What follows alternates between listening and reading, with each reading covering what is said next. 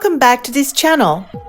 If you've been following my journey, you probably already know I don't travel to escape, I travel to understand.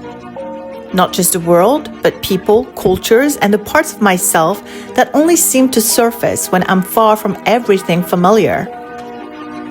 I'm Noe Rose, and I've spent most of my life traveling solo. Since I was 16, moving through places not with a plan, but with a kind of instinct I've learned to trust. And over time, something shifted.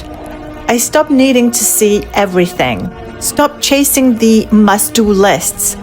Now, I'm more interested in what lingers, what stays with me long after I leave. The quiet moments, the uncomfortable ones, the ones that don't try to impress you but somehow change you. And Korea has been one of those places, not because it gave me what I expected, but because it didn't. In my last vlog, I experienced Chuseok, Korea's most important holiday. Not as a spectator, but in some small way from within it. I spent the day with Serena, leaving Busan behind and traveling into the mountains near Ulsan, sharing a traditional meal in a place that felt untouched by time. And that day shifted something. Because Chuseok isn't just a celebration, it's a return. Families coming together, honoring ancestors, sharing food that carries generations of meaning. And being there on that day, I understood something very quickly. This wasn't a place you just visit. It was a place you feel. And in the days that followed, as I continued to explore Busan, I started to see more. At first, it was the beauty, the cafes, the food, the precision, the intention behind everything, the cleanliness. But the longer I stayed, the more I started to notice something else, because every place has its light and its shadows. Through conversations with Serena, with people I met, even K-ride drivers, I began to understand the pressure that exists beneath the surface, the expectations placed on children to succeed, to carry something bigger than themselves. The reality of a declining birth rate, not because people don't value family, but because the weight of life can feel overwhelming. And the beauty standards, so present, so exact, that at times I became aware of myself in a way I hadn't before. In Korea, I'm considered borderline obese. And that wasn't easy to sit with, but instead of rejecting it or judging it, I found myself wanting to understand it. Because that's why I travel this way. Not to compare, not to criticize, but to comprehend. To sit in discomfort with an open heart and an open mind. And somewhere in all of that, something unexpected happened. I started to feel at home. And I couldn't fully explain why. But then I realized I grew up in Tahiti with a grandfather from China, surrounded by a strong Asian influence. Values rooted in respect, family, tradition, and suddenly, so much of what I was experiencing here felt familiar. So Korea stopped feeling like somewhere I was visiting and started feeling like somewhere I recognized. And maybe that's why I didn't turn away from the harder parts. Because when something feels familiar, you don't judge it. You try to understand it. And that's when I realized this journey wasn't just about discovering Korea.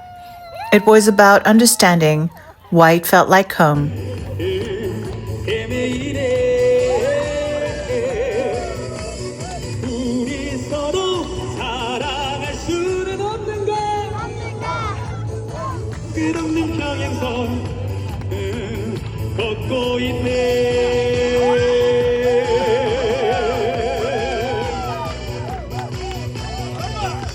So just like I do at home, I walk a place until I feel it deeply. Not the tourist paths, but the ones that run through it, like veins. The mountains, the forests, the coastline. Here are 4 you shouldn't miss. First up, Taejongdae Park. This was the same day I was moving hotels, heading to Hyundai to experience a different side of the city, but before that, I needed to come here. Taejongdae sits at the southern edge of Busan, where the land just drops into the ocean, cliffs, waves crashing below, and trails that wind through forests and coastline. I did not have time to do the full hike around the geopark, and honestly, this is one of those places that deserves it.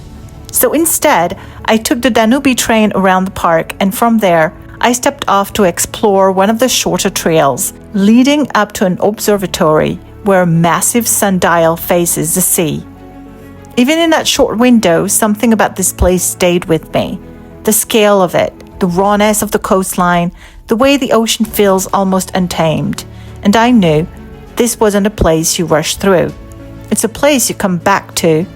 And next time, I'm doing the entire loop.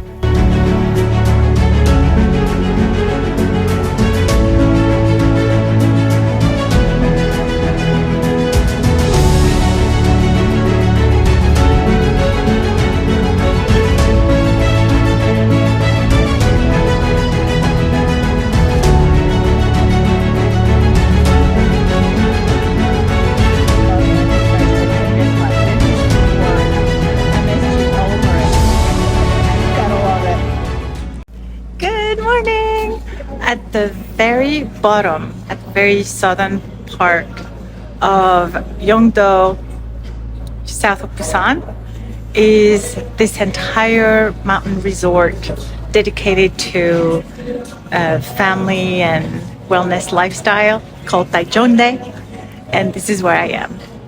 This is the first stop, so there's actually a train that you can take. It's called the Danube train that takes you around the entire mountain. Or you can just hike. There's ample hiking here and exploring. There are a couple temples, lighthouse. There's an observatory, which where I am now, and there's tons of trails. You could spend more than just one day here. I hope you're all having a fantastic day. Big hugs from Taejongdae.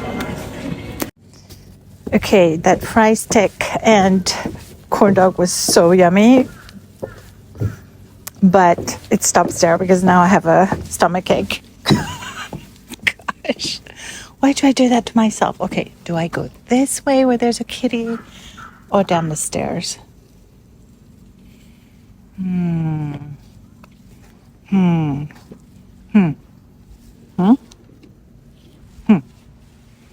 Kitty, kitty. Meow. Meow. Oh my gosh, it's gorgeous. So cute. I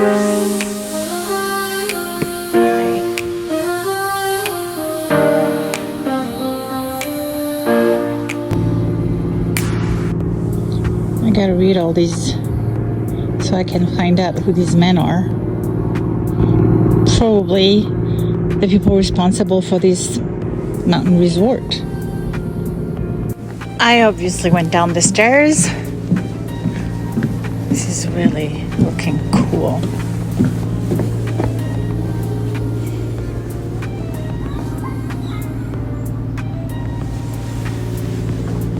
Arch.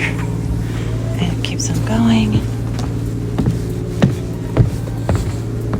So you can ride yourself here from the Nampo train station.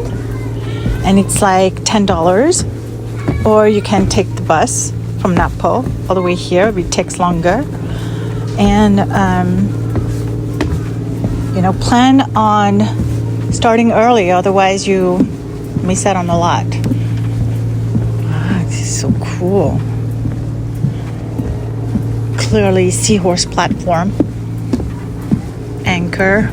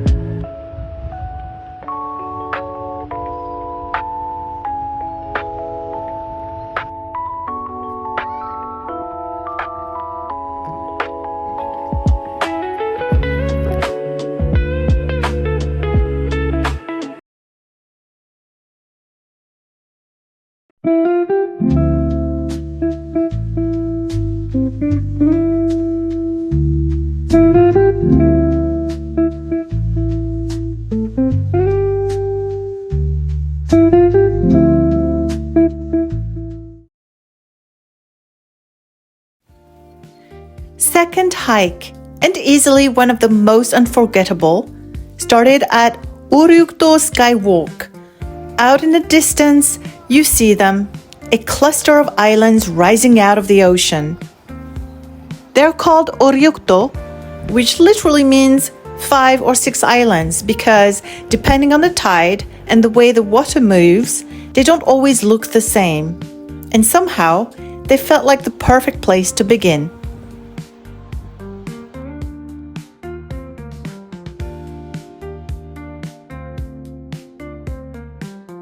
But before even stepping onto the trail, there's a small area at the entrance, a cafe with a convenience store, people gathering, resting, taking in the views. And so I decided that before starting the hike, I would grab a simple kimchi ramyeon, sit for a moment, and watch the ocean stretch out in front of me. Nothing fancy. But that's exactly what I needed. And I thoroughly enjoyed that ramyeon.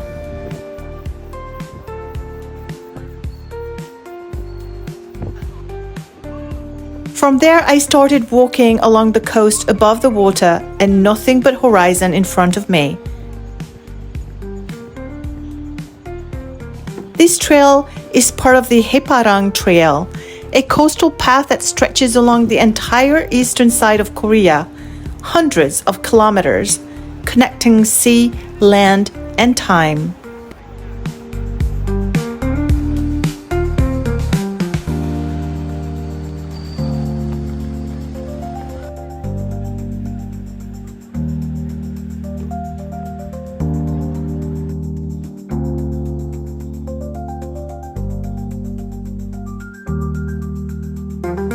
And then there's this stretch, Igidae Coastal Walk.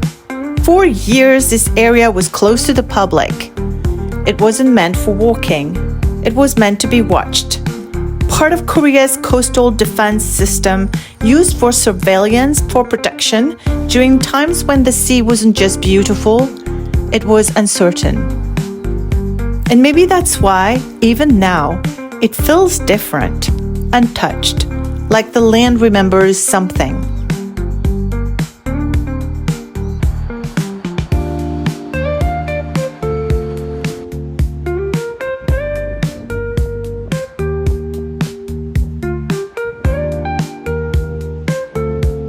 And as I walked, I found myself thinking about Serena. The night before, we had talked for hours about cultural upbringing, about expectations, about what it means to build a life here. She still lives with her parents, not because she wants to, but because living on your own isn't always easy to achieve here.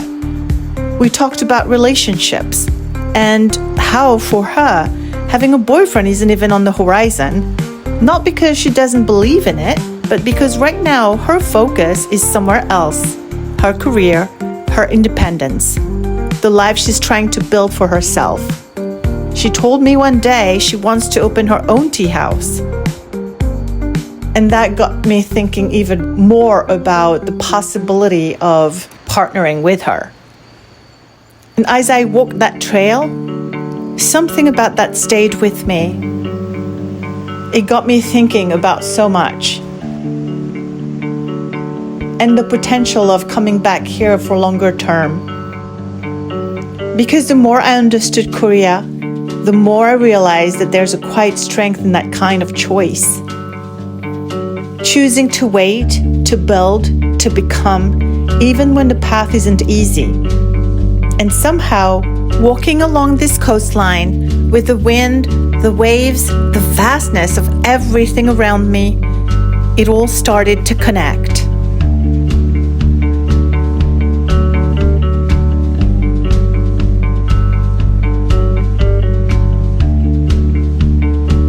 And then as the sun began to set, everything shifted. The light softened, the air changed, and I felt something I still can't fully explain. Like I had been there before, like my body recognized this path before my mind could understand it. I had the chills up and down my spine. And I knew that karmically, I've been here before. Listen closely, and you can almost hear them before you see them. These are wharf roaches, also called sea slaters. I found them everywhere along the wooden boardwalks, the rocks, the edges where land meets ocean. And even though they live on land, they actually breathe through gills, which is why they never stray too far from the sea spray. They're harmless, lightning fast, and completely part of this place. I tried to catch one, but couldn't. Step by step along these cliffs, with the ocean below me and the sky slowly fading above, it felt familiar. By the time I reached the end, it was dark, and in the distance, Gwangan Bridge was completely lit up. And that moment felt so unreal. Not because it was beautifully perfect, but because it felt known. And that's the thing about this trail. It's not just something you walk through. It's something that makes you think about where you are and where you're going. And somehow, it stays with you.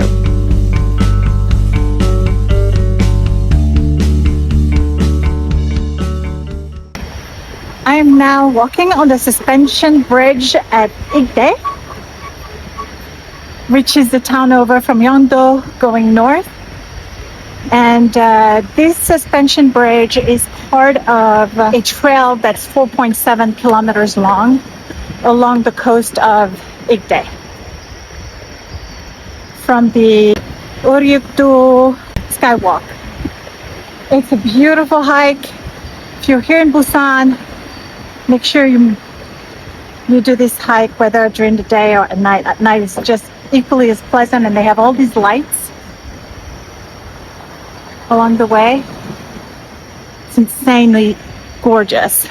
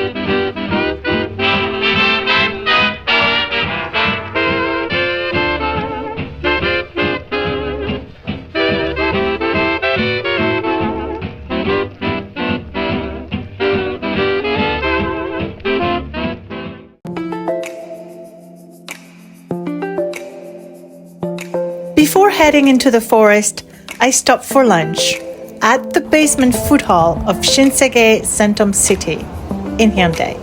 Now, this place doesn't ease you in. It hits you, bam! 2 food courts, one downstairs, one upstairs if you're feeling fancy.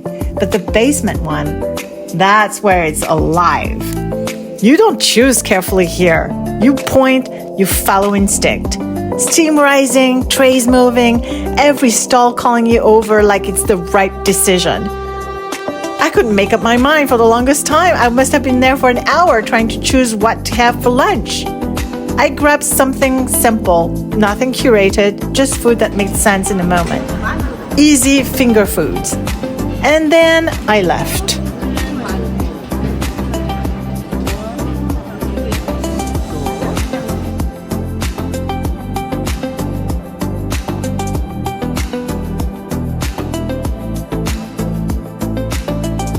A short ride later, I was at Taejongdae Park.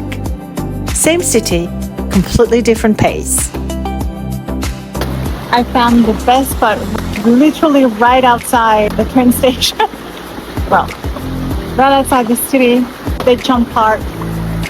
And it goes on to an area called the Forest of Baths. And it keeps on going up. You could spend all day here loving it.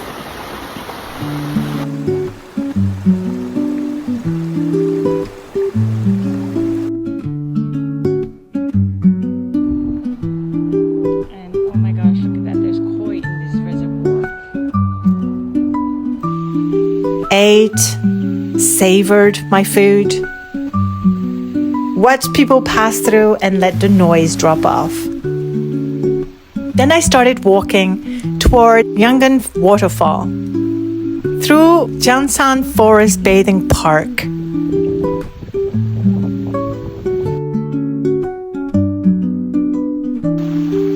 Forest bathing. In Korea, it's not a trend. It's built into the culture. You don't power through a trail. You take your time, you breathe, you pay attention.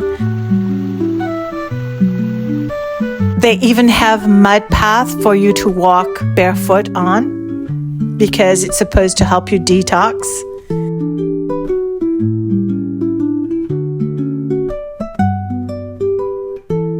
The path cuts through thick trees.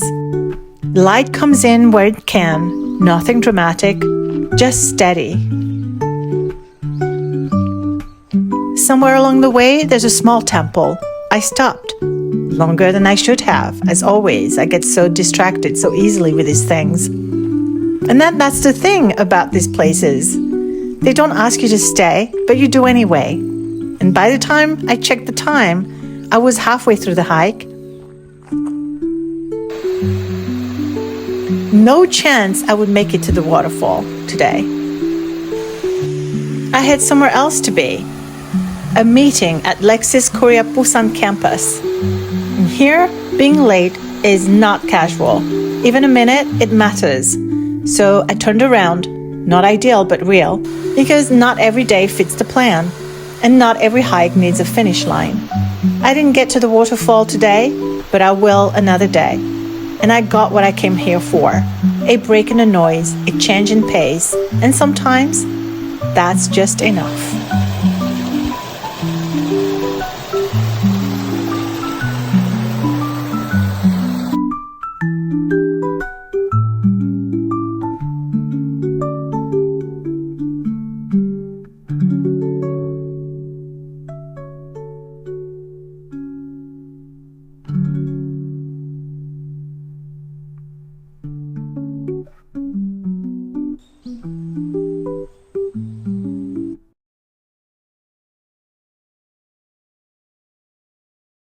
I'll be putting on a suit, be tiptoeing at you if you're down for it. We got nothing else to do and nothing else to lose, and I'm down for this. If you're in the mood, we can take it to the moon, just like a movie scene, table for two.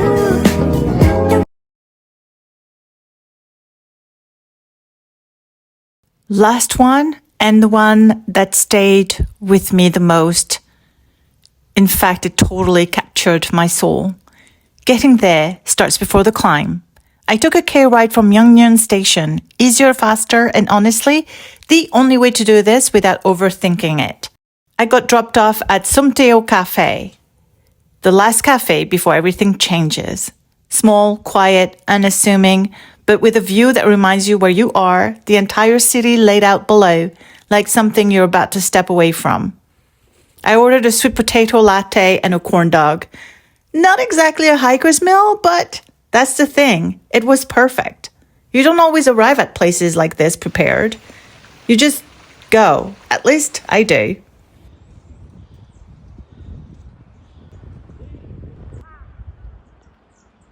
And from there, you follow the road. No dramatic entrance, no immediate climb, this just a slow separation from the noise, from the pace, from everything below. Temple, or no joke. Get ready for a major workout. It's steep to get there.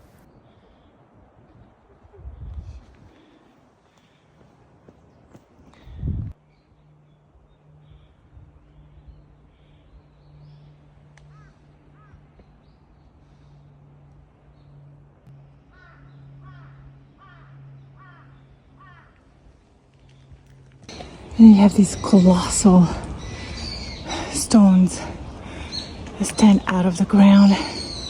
I'm almost there. Oh my gosh. This is a very steep ascension to the temple, so be ready. And then you're there. Seokbulsa Temple. And it doesn't feel like something you arrive at. It feels like something you step into because this place was never meant to sit on the mountain. It was meant to become part of it. The temple rests beneath a massive rock face. Taejongdae, a folding screen of stone that rises and curves around you. Like the mountain is holding the space in place. I finally made it at the foot of the Seokbulsa temple. It is quite an ascension. You better not eat before you go up.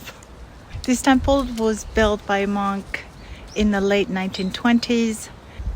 I can already feel the energy here. It's amazing. It's still a site of pilgrimage for Buddhists and for everybody. What's special about this temple is that there are 29 Buddha carvings all throughout, and so I'm hoping to have some conversations with them. And carved into that rock are 29 figures, not placed, not built, carved by hand. In the early 1900s, a monk named Jo Il-gyun imagined this. Not a temple that competes with nature, but one that disappears into it. Before you even reach the carvings, you pass through a few simple temple buildings, like the main prayer hall, the Unjeon-style structure, a smaller shrine, monks' quarters, and a utility building. Quiet, almost understated, like they're not meant to be the destination but a transition into something deeper. They don't try to dominate the space, they prepare you for it.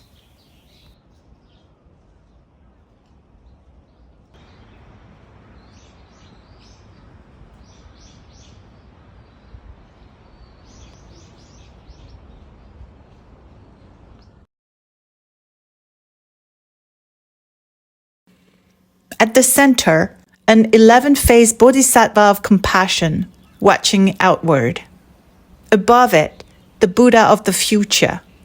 Around them, guardians, disciples, figures of protection and awakening.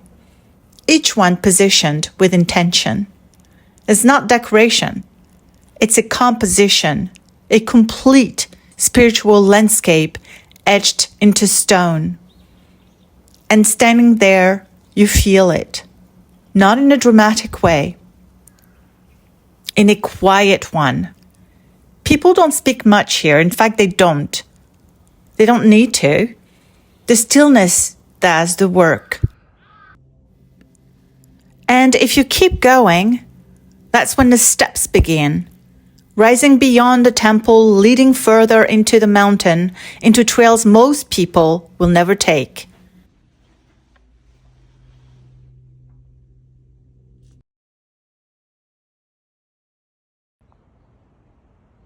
I didn't go further. I stayed. I spent the entire day here. Not doing anything in particular. Just sitting, walking, looking, meditating, conversing with the spirits within the rock. And somewhere in that stillness, something opened. Because up until that moment, there had been a question following me. Why did Korea feel so familiar even the first time I arrived? Why did it feel less like discovery and more like recognition? Why have I been feeling such a strong pull to somehow end up here and living here? And I didn't find the answer in words. I felt it in the silence, in the stone, in the way everything here existed without needing to explain itself. It wasn't so much about having lived another lifetime here, probably. It was about resonance, about recognizing values, rhythms, ways of being that had always existed somewhere within me. And for the first time, I wasn't trying to understand it. I was just allowing it. This is one of the most beautiful places I've ever been.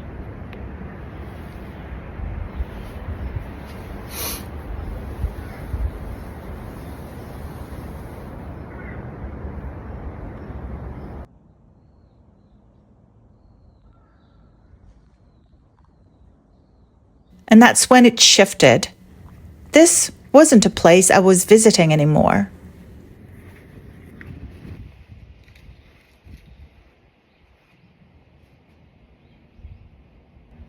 It was a place that reflected something back to me, something I hadn't fully seen before.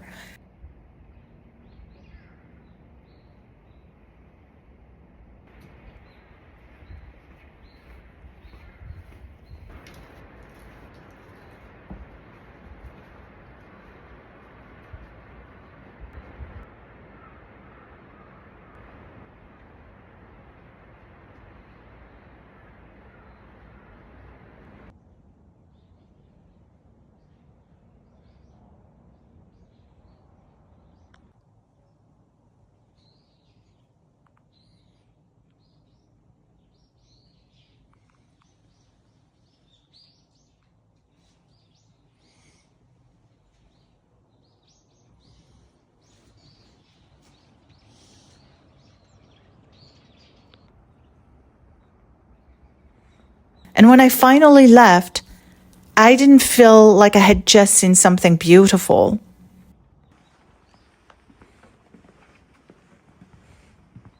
I felt like I had found something. Like I had actually come home. Not out there, but in here. And that stayed with me to this day.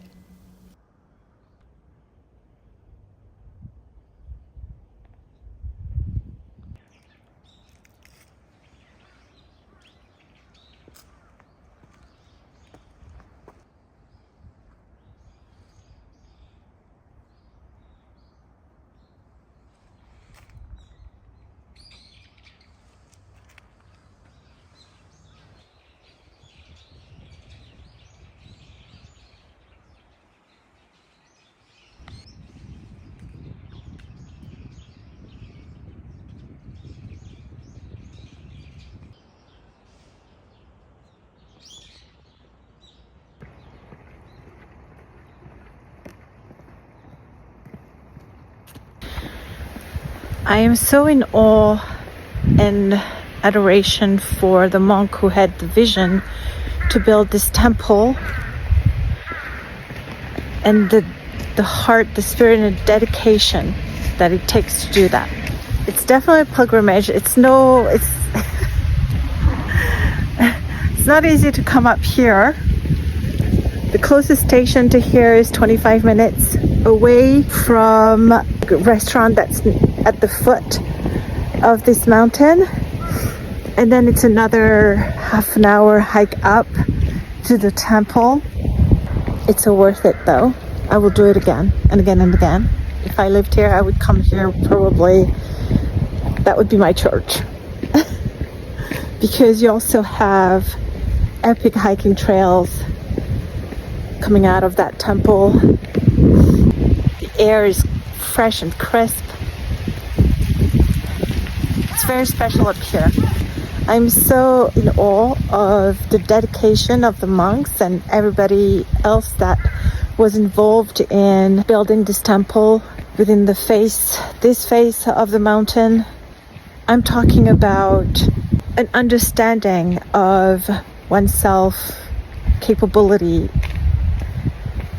for the love of one's faith. I'm so moved by it. Literally moved a mountain to be able to offer a sanctuary to all believers. And I am so grateful that I got to come here.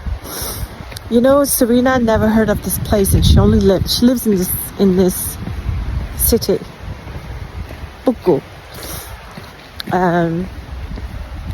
She only lives like 20 minutes away. She's never heard of this place. And I'm so happy that I came here by myself. I mean, it would not have been the same had she come with me. Circumstances just happened that she couldn't come today. She was planning on coming with, and it didn't work out. And I'm honestly so grateful because I needed this to myself.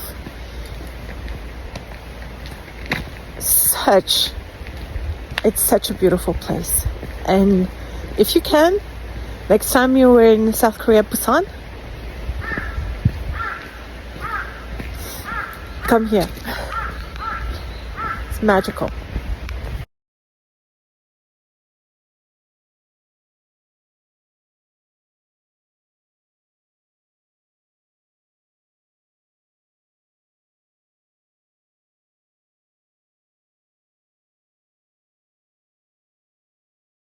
Some places you visit and some places change the way you see yourself.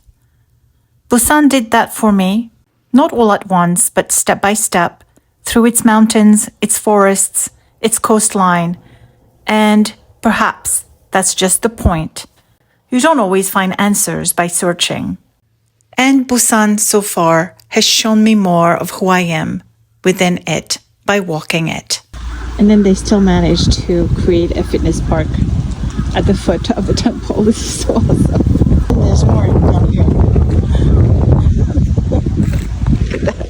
Oh my gosh, I love this country. Yes, I get to work out with Buddha watching over me. I'm working out.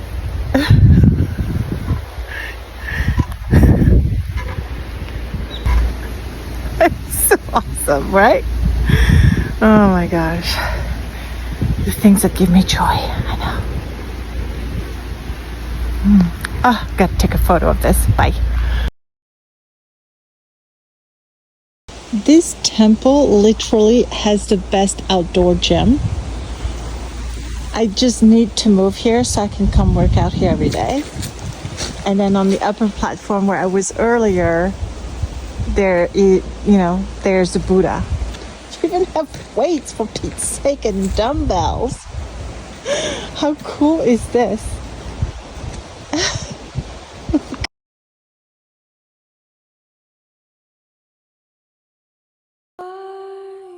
Tucked away in Bukgu, the Doragje Tea House is a hidden gem where tea transcends borders. Offering a curated selection of teas from around the globe, each brew is served in a unique tea set, chosen from the owner's exquisite international collection. Stepping inside feels like entering a Hanok-style haven with traditional decor, private rooms, and an inviting warmth that wraps around you. Serena and I savored several teas, each sip deepening the spell of the evening. It wasn't just a tea tasting. It was a journey of culture, artistry, and connection. As if the ambiance wasn't enchanting enough, there's a piano to set the mood, and the owner's husband added a magical touch by playing a traditional Korean drum piece during our visit. Truly a night to remember.